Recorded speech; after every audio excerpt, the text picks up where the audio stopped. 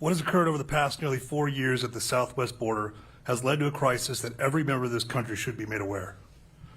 What I've seen in terms of the exploitation of migrants by cartels is horrifying, but awareness of the true crisis at the border must be understood. I have firsthand knowledge of how this crisis is destroying lives because for the last year, I have led an operation and most recently a nonprofit organization in the San Diego County area.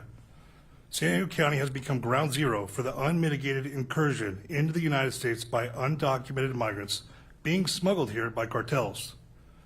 There's a misconception that the over 10 million undocumented people coming across the border in the last 4 years are just looking for a better life. While that is true in many cases, U.S. government policy at the border is facilitating a multi-billion-dollar smuggling operation by the cartels. The cartels are not simply providing transportation for a cost. They are sexually assaulting women and children, and they're taking the lives of people without any fear of retribution. I grew up in this county. My family's here. My business is here. My friends are here behind me. And I'm terrified each and every single day by what is happening with no regard for our safety. For the last year, my team and I personally collected hundreds of discarded passports and driver's licenses. I have some here today.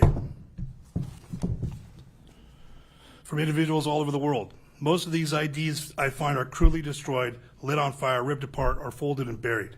There are thousands of these travel documents blowing around the border, and many people behind me have just as much as I do. We deserve security, we deserve honesty from our government. How have cartels been permitted to act with impunity at our California border for so long? Why are immigration laws not being enforced? Why am I finding the identifications of young children and newborns at the border who are being smuggled and trafficked here on a daily basis? Many of these children come here unaccompanied. This is because the cartels have realized that they can profit through the failed federal government's Office of Refugee Resettlement Program that delivers children to unvetted sponsors that are part of a transnational criminal organization. While on the border, my team located an abandoned cell phone. We accessed the cell phone and discovered it was from someone who traveled from Wuhan, China to San Gabriel, California. I found around 40 different chat groups via an app on the phone that provide instructions on how to get smuggled into the U.S. The most prominent chat groups are Chinese, but my team has infiltrated Russian, Ukrainian, Azerbaijan, and other Middle Eastern chats as well. The chats do not stop. They run 24/7. They contain a treasure trove of intelligence information.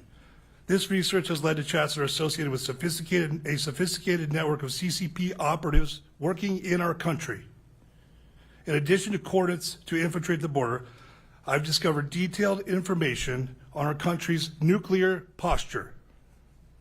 My team and I have discovered many cases of sexual assault at the border. The cartels are so emboldened that they leave what they call trophies that depicts the sexual exploitation they are responsible for along the route they smuggle migrants. I have seen it firsthand. My research has uncovered that children who speak a different language arrive with parents who speak a different language that they have. My research has also discovered a case where a Guatemalan national with a counterfeit visa sexually assaulted the child of a local Navy SEAL. I have attempted to share content that I found on the border that is a matter of national security. I've been told that due to the political climate, federal agents would be retaliated against for actively investigating this material.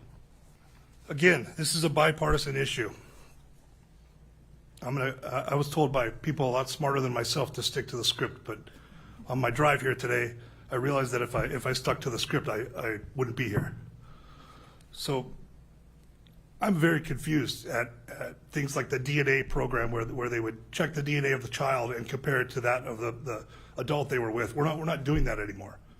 The Biden administration did not renew that program. From what I remember, approximately 30% of those children were not related to the people that were coming across with. That's when we were doing the DNA testing. We're no longer doing it. So what's the number now? We have no idea.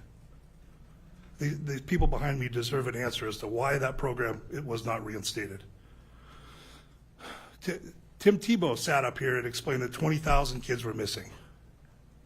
Then Tara Rodas came along and explained that 85,000 children were missing, migrant children were missing in this country. I'm here today to explain that we now have approximately 300,000 plus children missing in this country. That is unacceptable, the greatest country in the world. That's unsat. We need this to be a bipartisan issue, and I know you said this was a bipartisan hearing, Congressman. I don't see any Democrats here.